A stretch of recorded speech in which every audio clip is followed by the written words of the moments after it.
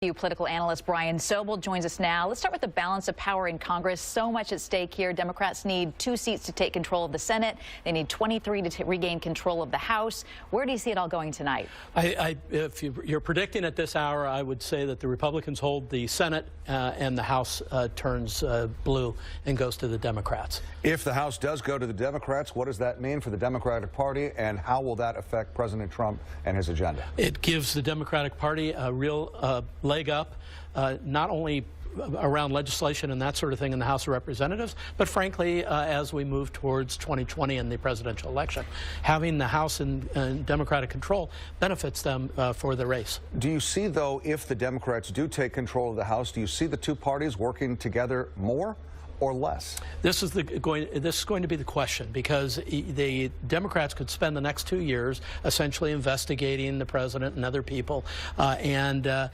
basically resisting and that sort of thing, or they can try to do some things. I don't think in 2020 the campaign can be about, we don't like that guy who's president. It has to be based on issues and things that the Democrats believe they can deliver to people.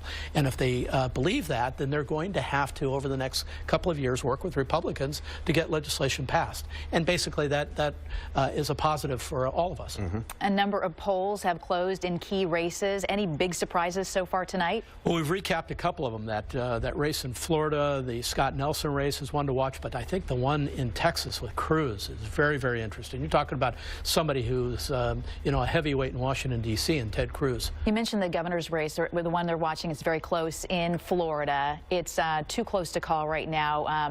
It's between Andrew Gillum and Rick DeSantis. Yep. Do you think there could be a recount there? Well, Florida is a very interesting place. In the last 4 elections, there's been like a 1% difference in every race, and we're seeing that again tonight with the Senate race in particular.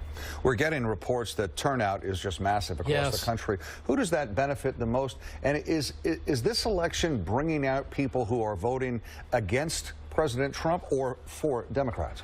It remains to be seen, but we're seeing an energetic Democratic Party spend a lot of money on Get the Vote Out, and they are turning them out. What we will look for, though, over the next few days is the turnout of millennials and women and other people as you start breaking down who showed up to vote. The Republicans had a late effort that was very effective as well, and that, I think, in combination is why you're seeing so many people out tonight. A lot of young voters, too. What's motivating them? What's getting them incentivized to go out to the polls and vote? Well, I think the case has been made that you can make a difference. And we sit here over the years looking at elections, and I think we lament every single time that young people don't vote in the kinds of numbers that we want to see them vote. So we need to celebrate this, and but social media having a big part in this as well, getting people out. Brian, before we let you go, let's just go back to that race in Texas, the Senate race in Texas. Beto O'Rourke right now is tied with Ted Cruz, the incumbent.